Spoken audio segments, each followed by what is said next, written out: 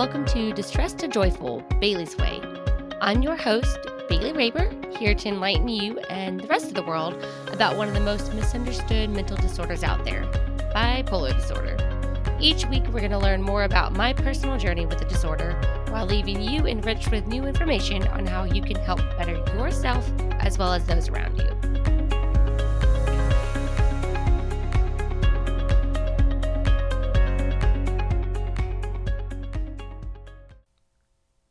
Hey y'all! What's new? We're still in a global pandemic, so there's that. Joe Biden is now the newest president of the United States. I'm not even going to try to remember what number president he is because I'm not going to lie. I do not have that memorized off the top of my head. And I don't want to look like an idiot if I say the wrong umpteenth president. Anyways, I'm really excited because Kamala Harris is obviously the first vice president of the United States who is a woman. And she's a woman of color at that. Oh my God.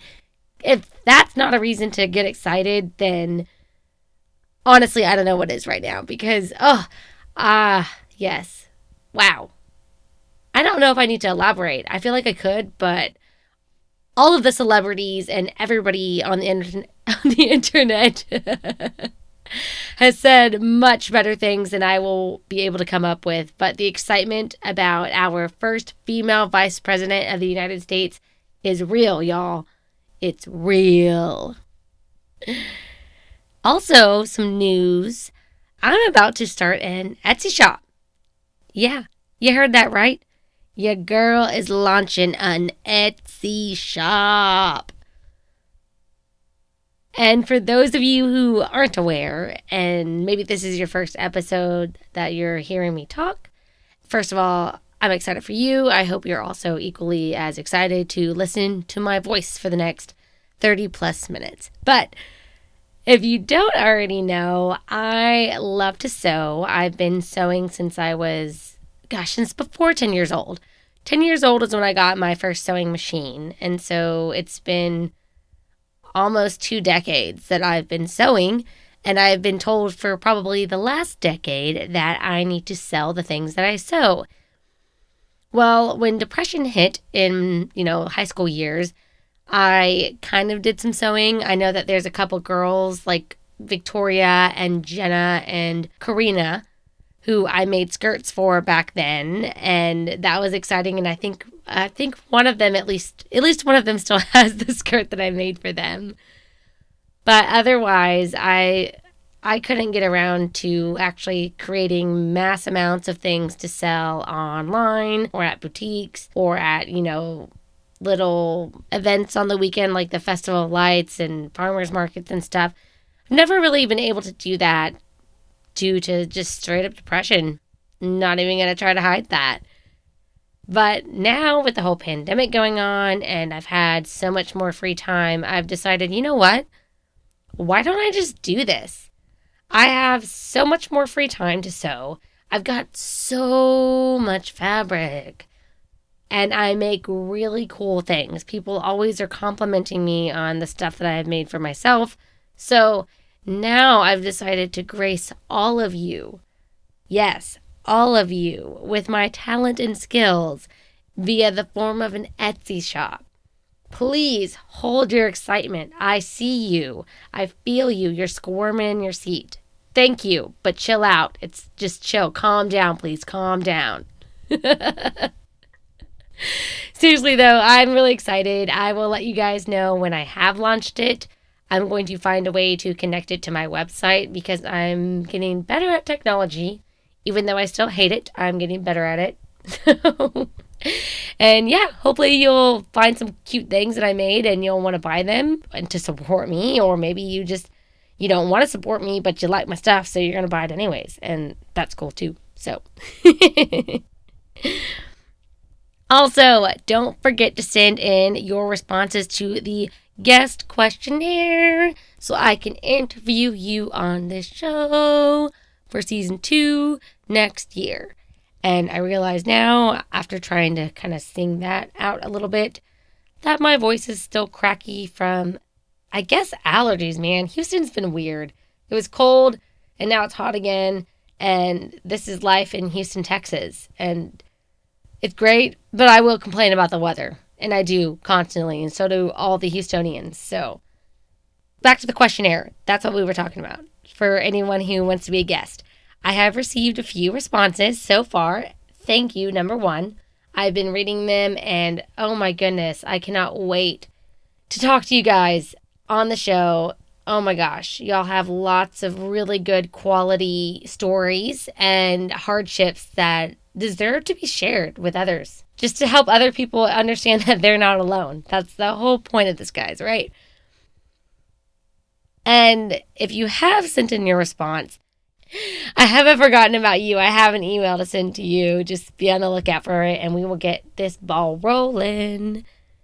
And I'm going to call some of you guys out right now, because I know that there's a few of you who have signed up, but you haven't filled out your questionnaire yet. So do your girl a favor and send in the filled out questionnaire. You don't even have to send it in. You just have to fill it out and hit submit, and then it's mine, and then I can contact you, and then the world can hear your beautiful stories of overcoming hardship and dealing with your mental health. Everybody's heard mine. It's time to open up the floor to yours. So please send that on in. Thank you. And for anyone who hasn't sent theirs in yet and is looking for the place to do so, check out my website, whatishaybellsdoing.wordpress.com. You can find the website in the episode notes, actually. You can click on that little link there. And then in the show notes for episode 17, you will find the sign up link. So do that. I want to hear from you. Yes, I do. So before we move into today's show, I just wanted to give a quick, it's not a warning, it's like a reminder. And just please keep in mind that while all of these life events that I'm about to discuss are true and honest, I have changed the names of these people for privacy purposes. Also, I am not here to trash talk or shame anybody. I am talking about these specific people and my interactions with them in order to help you, my lovely listeners, spot the red flags before committing to any type of serious relationship with a potentially toxic person. I always try to see the best in people. I really, really do. And unfortunately, though, that's a naive thought process sometimes. That as much as you want everybody to be good and honest and whole like you are, it's not always going to be reciprocated. And when it's not reciprocated, you are not required to stay in that relationship. I'm hoping that by hearing this, that will help empower anybody who needs to exit a toxic relationship to go ahead and do so, because you are the most valuable person in your life. Again, you are not required to interact and have relationships with people who do not treat you the way that you deserve to be treated. So you got to do what's best for you. You always have to do what's best for you. So let's start out with friendships. And not everyone you meet is here to help you, unfortunately. And I'm going to discuss some real life examples right now of previous, quote, friendships where these people who I loved and trusted and cared for had a hidden agenda that only benefited themselves. So if you haven't already checked it out, episode 14 was all about friendships with those of us diagnosed with bipolar disorder. Some things to expect, some things to pay attention to, and just some, good old general information on how to be a good friend to anyone in your life, mental health disorder included or not. And in recent times, I not only understood what I needed to do in order to form meaningful friendships, but I also learned when it's time to let certain friendships go. Some of these friendships I kind of just let fade over time due to not having any of the same interests anymore. Honestly, that's the easiest way to end a friendship.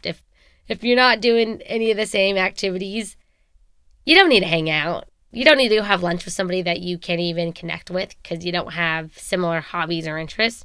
No, you don't. So you don't.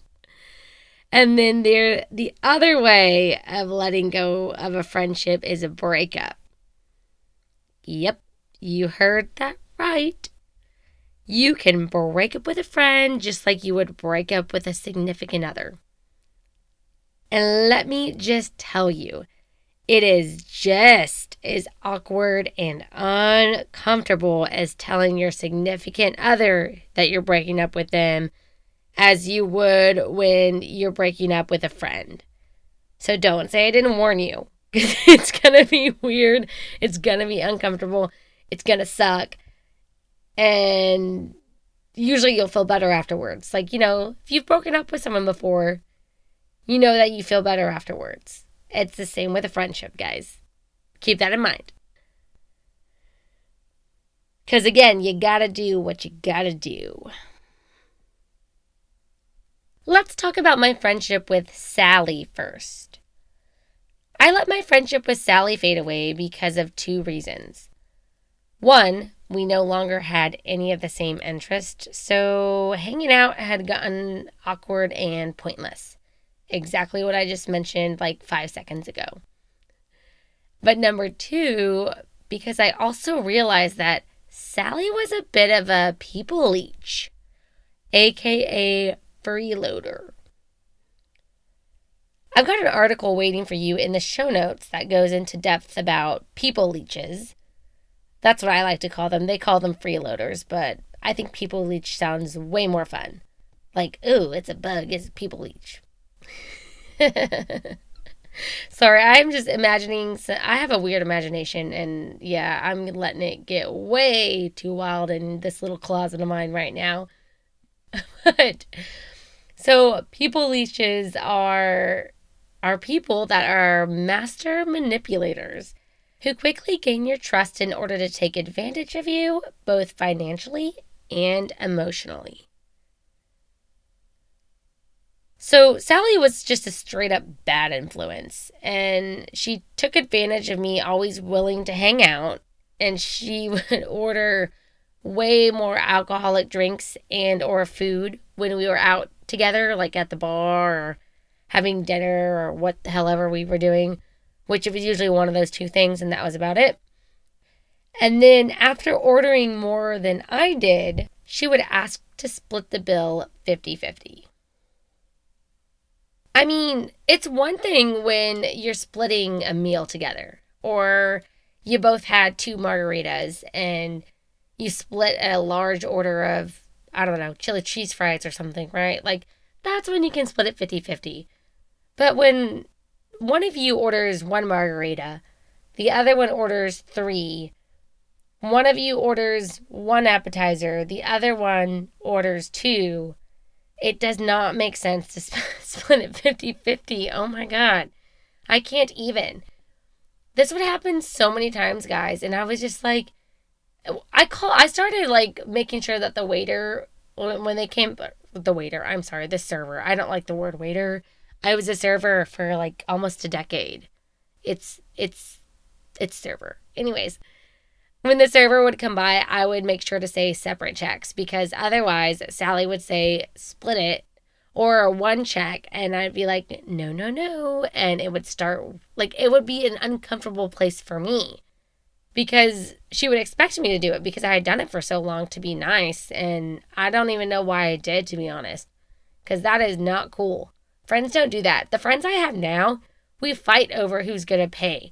Because someone will be like, I'm going to pay for all of it. And I'm like, no, you're not. You're not paying for me. And then we have to fight over it until we just give 2 credit cards in the end.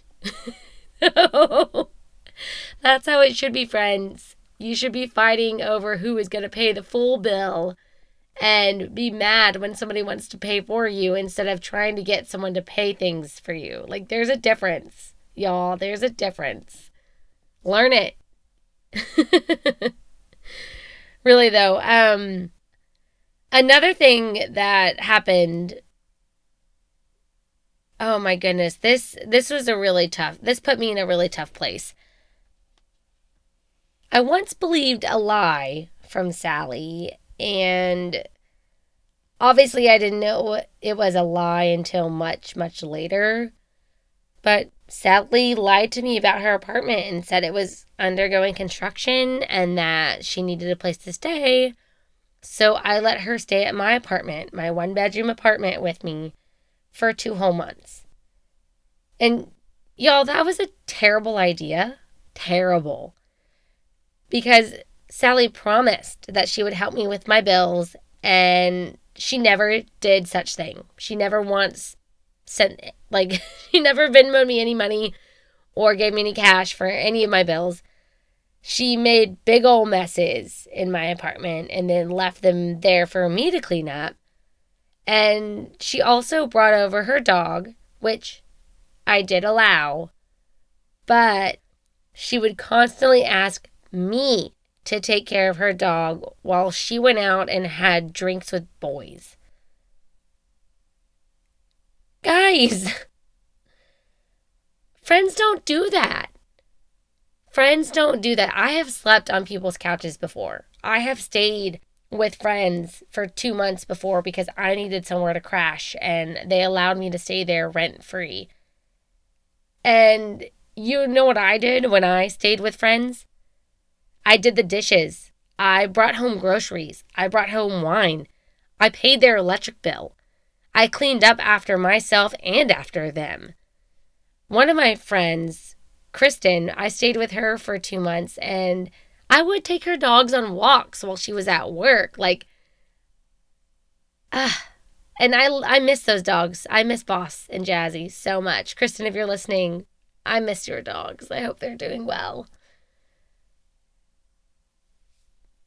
But that's what friends do, guys. When somebody allows you to stay in their home because you need a place to stay, you do whatever you can to help enhance their life because they're enhancing yours.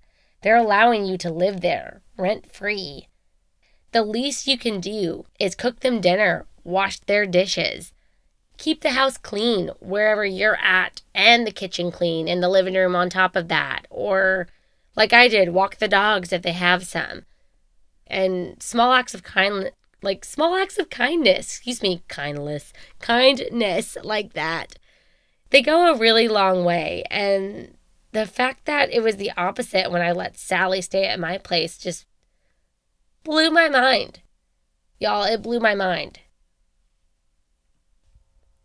Another thing that Sally did was try to sabotage the weight loss that I was trying to achieve by taunting me with fried foods and sweets and alcohol, even though I told her multiple times that I wasn't looking to consume those things, that I was trying to hit this weight loss goal, or that I was waking up early tomorrow morning to go on a run, so no, I can't drink with you tonight.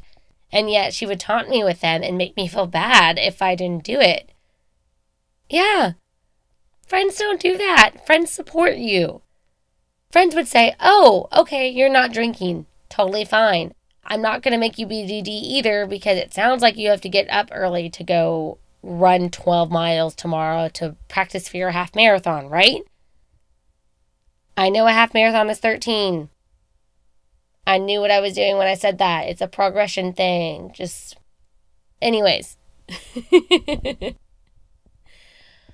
But the end of it all, the end of this friendship with Sally for me happened when I got stood up for a friend hangout, and I was left sitting at a bar alone for over an hour waiting on Sally to show up, and she failed to let me know what was going on and why she wasn't there. And that hurt.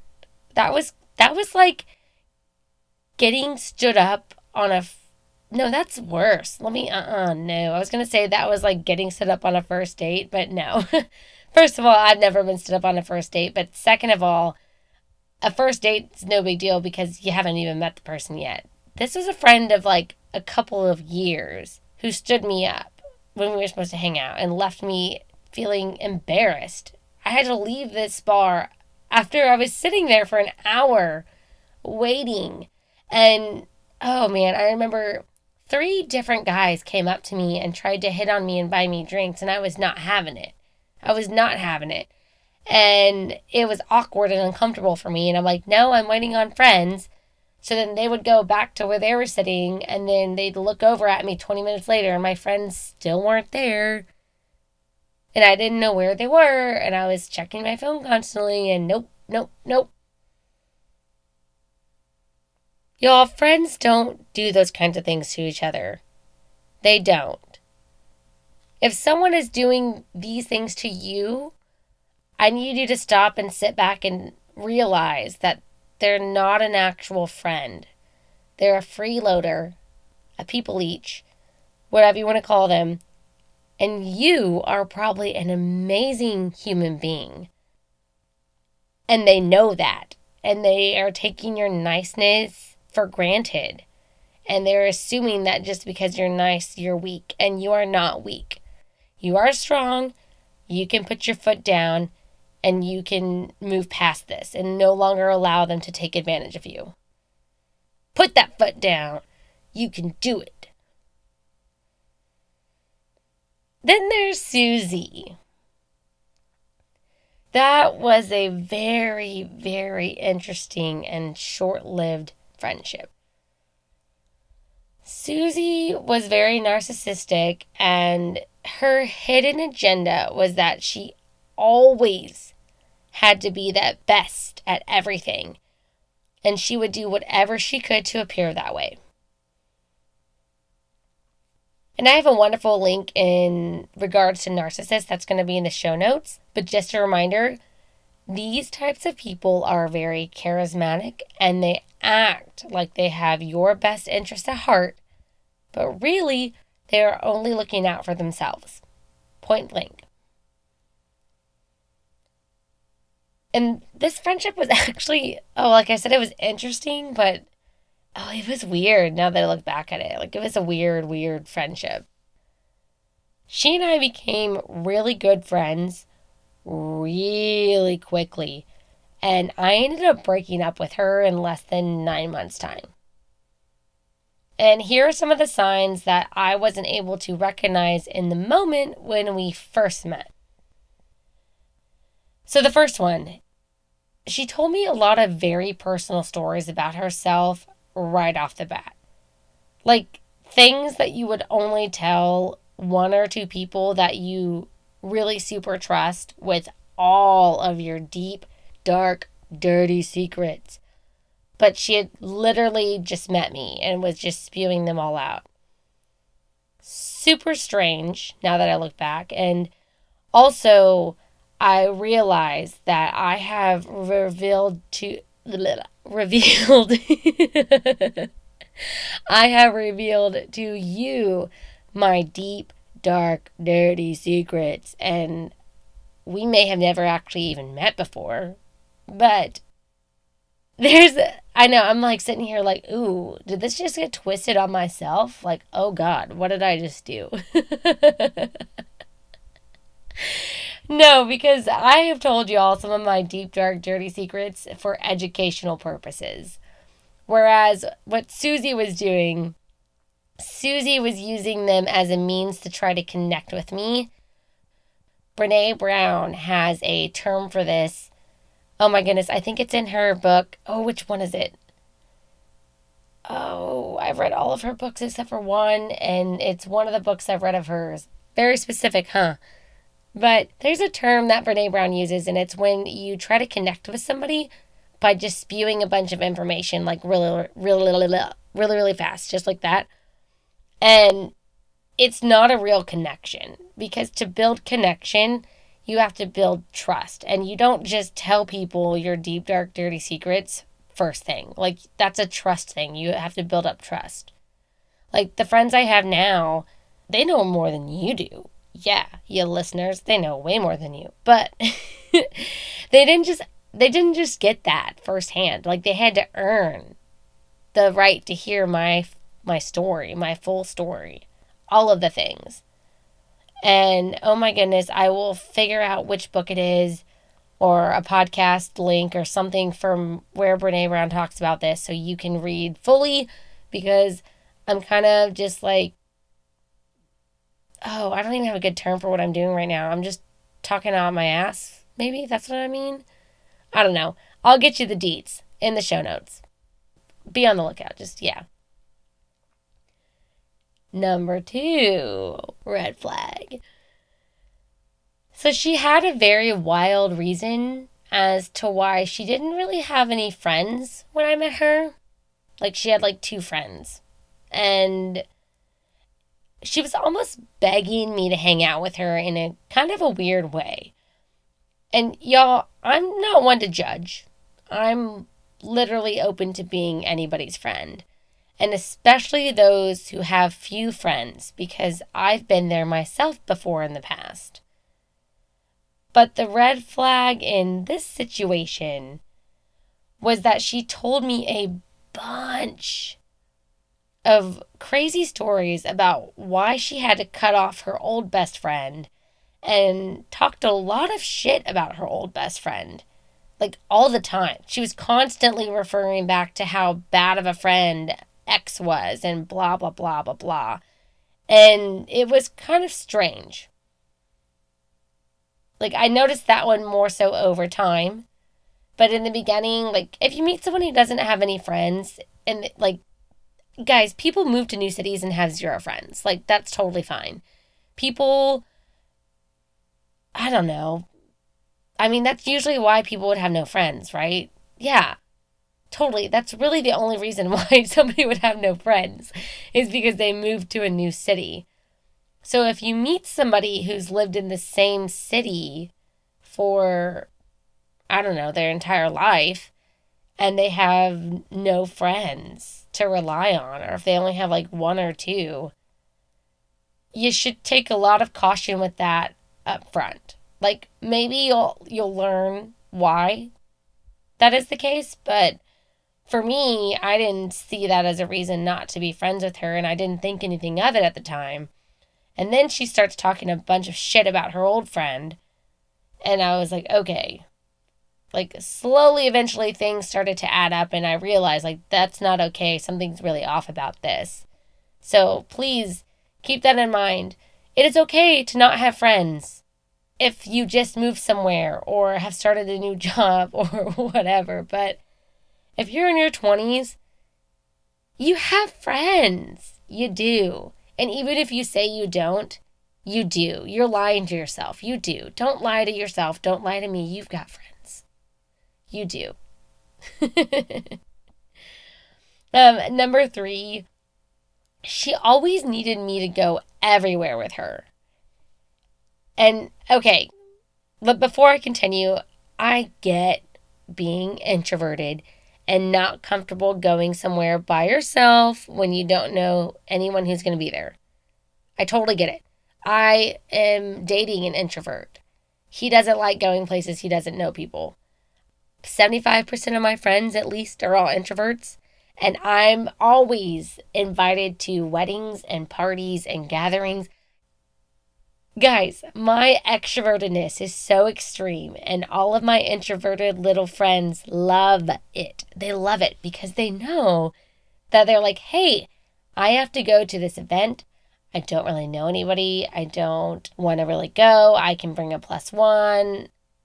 Y'all, I'm always the one invited. I'm always the one invited. I've been the +1 in so many, like, to so many weddings, to parties, to family gatherings, sometimes to work events. I get invited to do all the things because people know if they take Bailey, I'm like the human shield. I will start making friends with everybody in the room, and then the introvert will feel comfortable being there with me because they don't have to make conversation with people who walk up to us, because I will. It's great. It's so great. My introverted friends love it. I love it. It's a 50-50 win. And oh man, that makes me so sad that this pandemic is still going on because I haven't got to do that in so long. And I'm ready to be a +1 to some random event. Guys, invite me. Oh. Anyways, enough with fake tears. But with Susie though, it got a little bit extreme. And this though, it kind of got to the point where she would offer to pay for meals for me or for tickets to events, movies, concerts, whatever, just so that I could attend things with her because I would often tell her I couldn't go because I couldn't afford it. I mean, back when she and I were friends, I was really focusing on getting my finances in order and paying off debts and budgeting. So when I told her I couldn't afford it, I really could not afford it. And the red flag that I totally missed at the time was when she literally told me one time, she said, "Oh, I don't mind paying for things for you because you being there is really just benefiting me."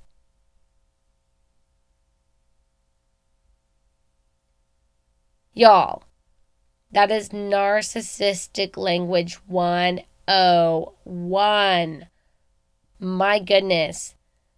Oh, how I missed that one. I don't know. Naive little Bailey.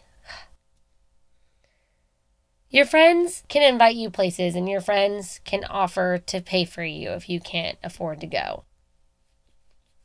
So don't get that twisted. If you want to go to the Astros game and your friends are all going and you can't afford it and somebody says, "Hey, I'll get you this time." Great. But if they make a habit of paying for you all the time, but you're not asking for them to pay you, that's the difference. Like, I'd never asked her for, like, "Hey, can you pay for me to do this?" I would never, never do that. I'm not that person. So the fact that she was always offering to do so when I kept telling her I can't go, I can't afford it. Guys, I'm not going to lie. Sometimes I couldn't afford it and I also didn't want to do it. So it was more like I was using the can't afford it more harshly because I would rather use those funds for something I wanted to do.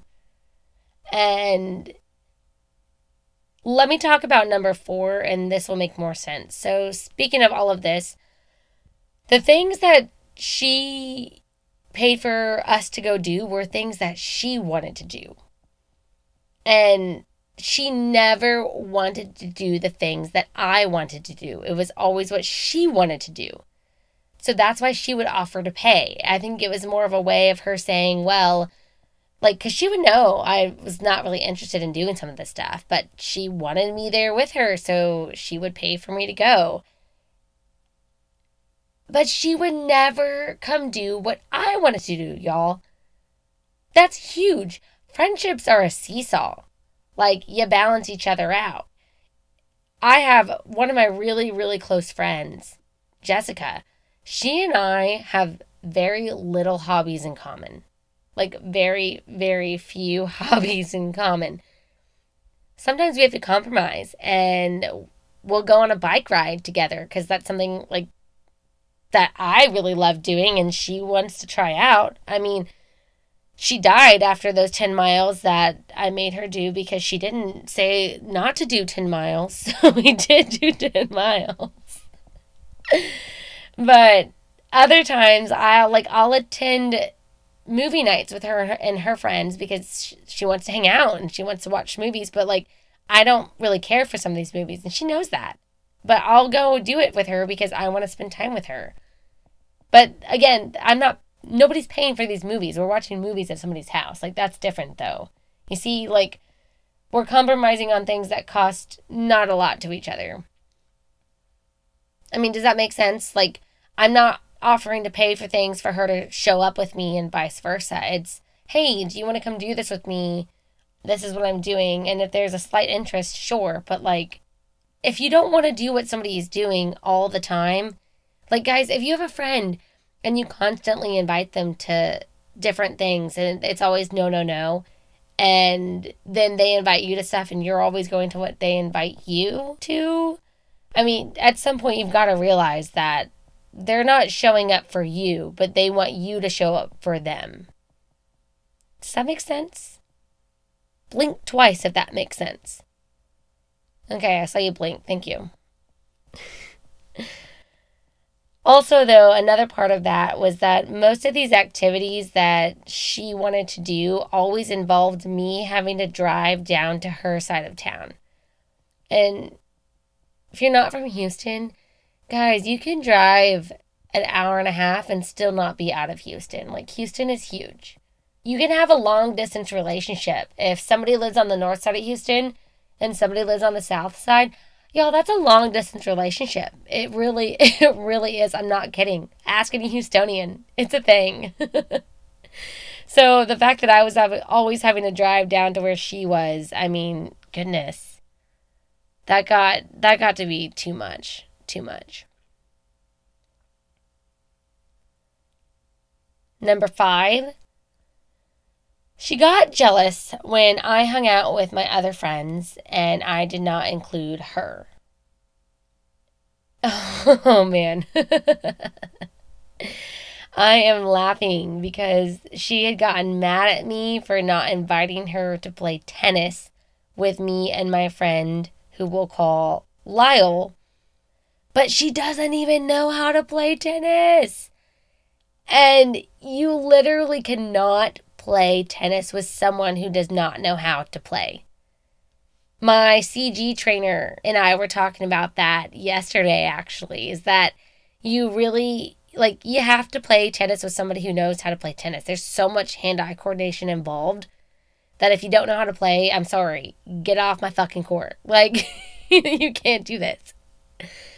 So that was just, I was dumbfounded when she got mad at me about that, because I was like, dude, I didn't invite you because you don't know how. What? What?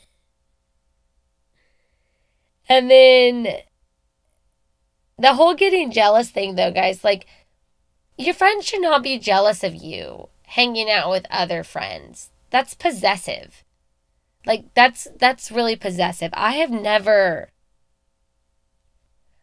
looked at one of my friends and been like, oh, you were hanging out with them this weekend? Why weren't you hanging out with me? Because that's literally how things kind of were with Susie, and it felt kind of high schoolish and really awkward, and I didn't know how to handle it most of the time. It just put me in a weird, uncomfortable place. So y'all, if your friends, quote friends, are getting jealous at you constantly for hanging out with your other friends, that is a red flag. And you need to start monitoring, because when more red flags pop up is when you gotta make your exit, do that breakup, or just fade away. Whatever floats your boat. And I'm gonna guess probably fading away because people hate confrontation. So, yes. Number 6. The final straw and the breakup point that I had with Susie was when I decided to get back on dating apps for the first time in over 8 months. And wait for it. She was supposedly seeing this guy at the time who I had never met, who didn't have social media, but the literal day after I went on my first date. Yeah, you heard that, my first date during this round of online dating. Instead of Susie asking how the date went for me, she decided to tell me that she left the guy that she was dating and that she needed me to send all of her photos that I've ever taken, of her and with her, so that she could make a new dating profile and start online dating again. I'm not kidding. That actually happened. It was fucking weird. For real. I've recounted this story to a friend or two, and they look at me like, what? And I'm like, yeah, that really happened. It sounds like some plot to a fucked up horror movie where I get murdered and she tries to take over my life and live in my place instead. But This shit really happened. Like, who does that? Who does that? It was so strange. And she had literally been telling me like 2 days prior how much she loved the guy that she'd been seeing and she enjoyed spending time with him and hanging out with him. But then, like, the second I got on online dating, she all of a sudden had to be on there too. It was so strange. It was so strange. And so I ended up breaking up with her and ending this friendship shortly after this whole online dating incident thing occurred. And then, yep, you guessed it, she started talking shit about me and ended up spreading rumors about me behind my back because I was now the new subject of her shit talking as an ex-best friend. Yeah, refer back to point number 2, when she used to talk shit about her old best friend and then she started talking shit about me. Guys, gossiping is never okay. If you meet somebody and all they want to do is sit down and talk about everybody else and like talk shit about other people, slowly walk away. Look them in the eye with fear. Back away slowly and then run for the hills.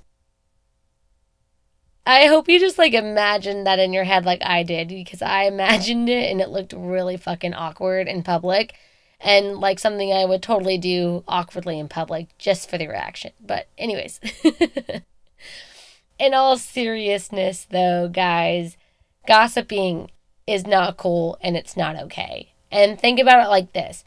If you're sitting there and someone sits down in front of you and they're like, "Oh my God, did you hear about what so-and-so did over the weekend? Blah, blah, blah, blah, blah. Wow, what a bitch. Wow, I can't believe it. Wow, blah, blah, blah, blah, blah." If they're sitting there doing that with you and telling you all of these things, imagine what they're saying about you to the person next to them. Because they have no problem talking shit about so-and-so. Who's to say they're not talking shit about you too? I have paid really, really close attention to that kind of thing over the last year and a half, because gossiping, man, that is the easiest way to find out whether or not someone is trustworthy. Gossiping is not okay by any means. And if you ever hear first meet somebody and that's some of the first things that come out of their mouth, be wary of them. And you can be acquaintances, that's fine. But people like that is not someone you want to get involved with at all. I don't hang out with gossipers, and gossipers don't hang out with me because I don't hang out with them first. Yeah. But guys, all of this happened with Susie and Sally. All of these things happened when I was 25. Yeah, I wasn't even in high school when these things happened. I was 25. And I really thought that we were all supposed to leave this kind of drama on the graduation field, right? Well, apparently some people don't. And I hope this has been an eye-opener to anyone who's been putting up with any of these garbage, toxic behaviors. Because you deserve better. You are a kind, loving, genuine, generous, amazing human being, and you deserve to be respected just the way that you respect other people. And yeah, sometimes expecting it, unmet expectations can lead to resentment. So maybe don't expect it all the time, but also don't put up with shit. Don't take shit from other people. You do not deserve that, and constant shit taking will eventually lead to an explosion. That's what happened with Susie. So do better than I did and don't even allow this thing to kindle in the first place. Okay, so next week we're going to talk more about red flags in romantic relationships and family relations. I'm not going to lie, I'm not going to hit a whole bunch on romantic. I hit that pretty hard in episode 15. So, heads up, if you want more on, more toxic talk points on romantic relationships and all those red flags. If you want more of that after next week's episode, just hit me up and I can do a bonus for you. But otherwise, I'm going to keep that part short and focus more on the family relationships. Because, yes, even your own flesh and blood can be toxic to you. Thank you for listening and being part of this journey with me. And while I really, really hope that this podcast is helping you, I also wanted to let you know that it's simultaneously helping me. So thank you for being here and for supporting me, supporting you. We're all in this together. Oh, like High School Musical. We're all in this together. All right, I'm done with that. If you enjoyed this episode, take a screenshot of it and post it on Instagram. Tag me at... Sorry, I'm laughing at myself right now. Tag me at distressed2joyful_Bailey's Way. And pretty, please leave your girl a review on Apple Podcasts. Other people need to know why they should be listening to my voice, so help them out and tell them why via a review. Okay, thank you. Love you. And until next time, take it easy, stay grateful, and be joyful. Bye.